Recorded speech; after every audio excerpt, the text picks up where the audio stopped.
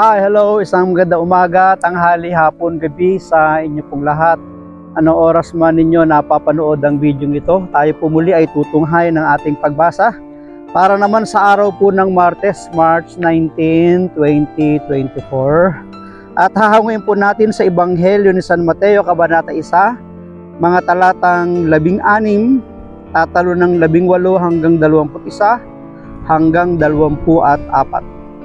Si Jacob ang ama ni Jose na asawa ni Maria, si Maria naman ang ina ni Jesus na tinatawag na Kristo. Ganito ang pagkapanganak kay Jesucristo, si Maria na kanyang ina at si Jose ay nakatakda ng pakasal. Ngunit bago sila nakasal, si Maria ay natagpo ang nagdadalang tao. Ito'y sa pamamagitan ng Espiritu Santo. Isang taong matuwid itong si Jose na kanyang magiging asawa, ngunit ayaw niyang mapahiya si Maria kaya ipinasya niyang hiwalayan ito ng lihim. Samantalang iniisip ni Jose ito, nagpakita sa kanya sa panaginip ang isang anghel ng Panginoon. Sabi niya sa kanya, "Jose, anak ni David, huwag kang matakot na tuluyang pakasalan si Maria sapagkat siya'y naglihi sa pamamagitan ng Espiritu Santo. Manganganak siya ng isang lalaki at ito'y panganganlan mong Jesus, sapagkat siya ang magliligtas sa kanyang bayan sa kanilang mga kasalanan." Nang magising si Jose, sinunod niya ang utos ng anghel ng Panginoon. Pagpalain po ng Diyos ang pagkabasa ng kanyang mabuting balita. Ang atin pong pagsasadiwa o refleksyon ay hahanguin po natin sa Aklat ng Simbahay 2024. Isang taong matuwid si Jose na kanyang magiging asawa, ngunit ayaw niyang mapahiya si Maria. Ito ay yung kanyang pagpaplano na hiwalayan ng lihim si Maria sapagkat siya'y nagdadalang tao bagamat wala pang nangyayari sa kanila bilang sila'y magkasintahan.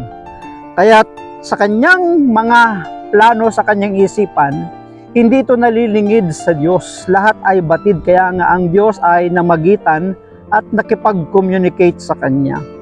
Sa dakilang kapistahan ni Poong San Jose, muling ipinapakita sa kasulatan kung paanong siya'y may napakahalagang gampanin sa pangkaligtasang panukala ng Diyos, bagamat kahit man lang isang linya ng dialogo'y wala siya sa kasulatan. Sapagkat kung naituloy yung plano ni Jose na hiwalayan ng lihim si Maria at siya ay nagdalang tao si Maria, lalaganap ito sa kanilang lugar at kapag siya'y nasumpungang wala namang asawa, wala namang kasintahan at siya'y biglang nagbuntis, siya'y hahatulan ng kamatayan at dadalhin sa liwasang bayan ng bayan, sa mga plaza ng bayan. Kaya't mapapahiya ang ating Panginoon na nasa kanyang sinapupunan. Ang kanyang mga gawa ay itinala upang magsilbing saksi sa kanyang pagkamakatao at pagkamakadiyos. Nakita ni Jose ang katayuan nila ni Maria at ayaw niyang malagay si Maria sa alanganin.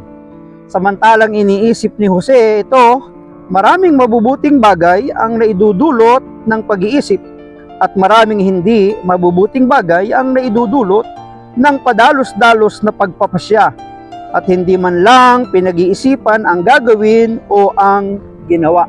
Kaya nga kapag tayo nalilito at hindi natin malaman kung ano yung ating gagawin, nandyan ang patnubay at tulong ng Diyos para ituro sa atin yung mga dapat nating gawin.